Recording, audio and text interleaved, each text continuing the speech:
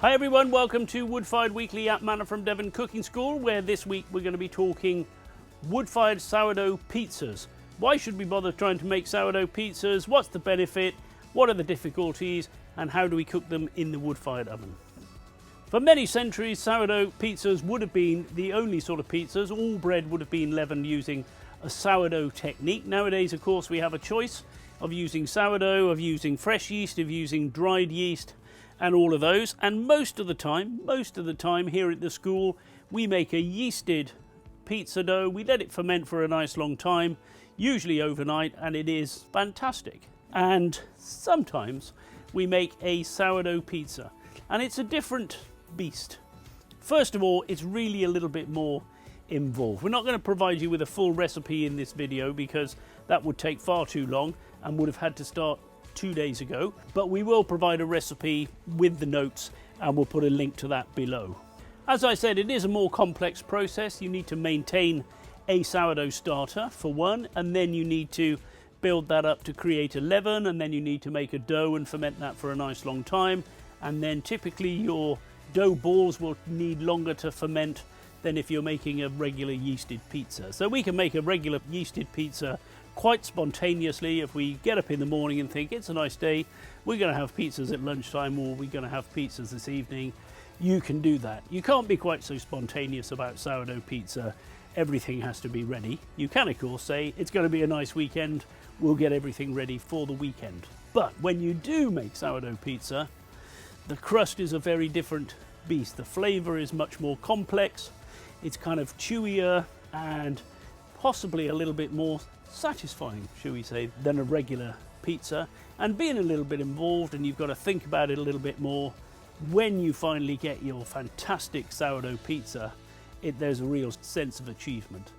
So as I said, we started the dough certainly yesterday. I mean, I have a sourdough starter which has been going for about 15 years now, but I took some of that yesterday morning and I made a leaven, let that ferment quietly all day. Then last night I made a dough, let the dough ferment overnight. This morning I shaped them into dough balls, and now we have some 300-gram sourdough pizza balls ready to go.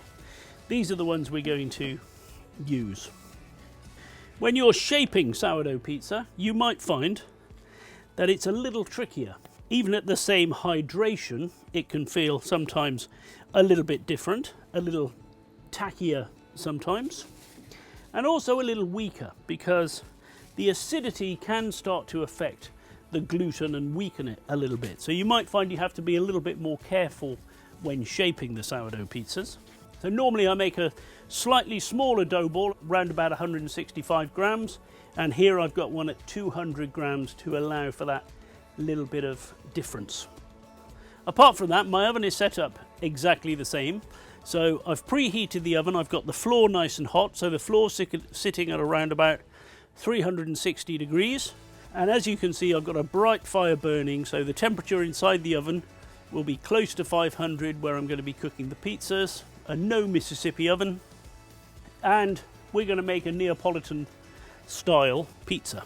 So plenty of flour, press this down in the middle, and as I mentioned earlier, I made these dough balls up this morning, so they have had about 6 hours rising and relaxing time, which should make it nice and easy to stretch out with not too much elasticity.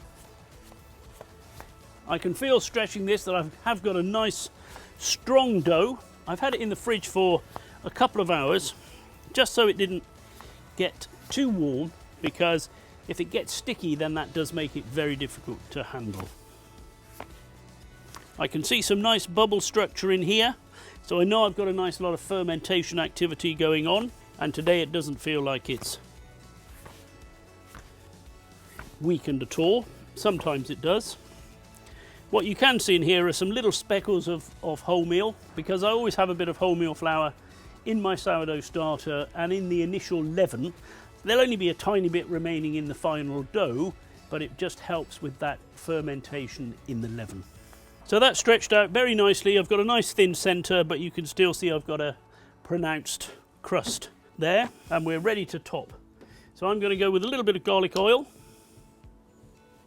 We've got some San Marzano tomatoes here. Not too much, just a smear of tomato. I've got a little fresh oregano from the garden here. So I'm going to sort of muddle up a marinara and a margarita. The Neapolitans will never forgive me, but it will be delicious. We're going to go with a little bit of mozzarella. We've drained this mozzarella so it's not too watery. And over that, a little parmesan. So I'm just checking I've got a flame in the oven. So I know I'm still going to have that nice heat at the top. And before I get too close, make sure it's moving nicely on the peel. If it feels like it shrunk back a bit, no problem in giving that a little stretch on the peel itself. So we're ready to go. And at this kind of heat, we'd only expect this to be cooking for 90 to 120 seconds, shouldn't be much more than that. And I can already see the crust is puffing up a little bit. And when I start to see the front edge smoking a little bit, then I'll turn the pizza around through 180 degrees in the oven.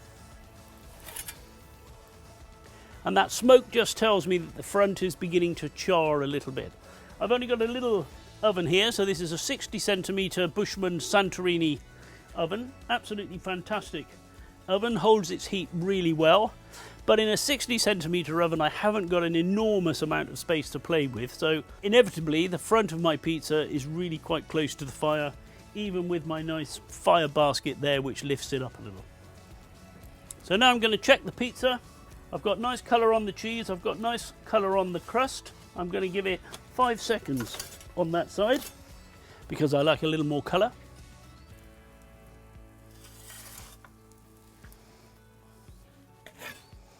And if I press this crust, it's not quite as crunchy as I would get if I had a yeasted dough. Because this dough has absorbed lots of moisture, the starches are softer, so it's not quite as crunchy as a yeasted dough would be, but it will be a little more chewy.